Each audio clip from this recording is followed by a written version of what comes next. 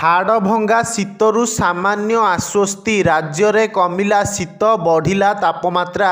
ସ୍ୱାଭାବିକଠାରୁ 5 degree ଉପରେ ରହିଛି ପାରଦ। ଆସନ୍ତା 3 ଦିନ ପର୍ଯ୍ୟନ୍ତ କଲବଲ କରିବ କୁହୁଡ଼ି। ଘନ କୁହୁଡ଼ି ପାଇଁ ଅଧିକାଂଶ ଜିଲ୍ଲାକୁ ସତର୍କତା ଜାରି କରିଛି ଆଞ୍ଚଳିକ ପାଣିପାଗ କେନ୍ଦ୍ର।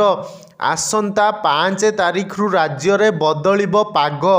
ପଶ୍ଚିମା ଝଡ଼ ପ୍ରଭାବରେ ବର୍ଷା ସମ୍ଭାବନା ରହିଛି।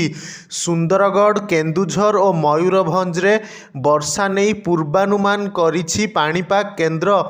ବାୟୁ ଚଳାଚଳରେ ନିଷ୍କ୍ରିୟତା ଓ ନିର୍ମଳ ଆକାଶ ପାଇଁ କୁହୁଡ଼ିର ପ୍ରକୋପ ବଢ଼ୁଛି ବୋଲି ପାଣିପାଗ କେନ୍ଦ୍ର ସୂଚନା ଦେଇଛି।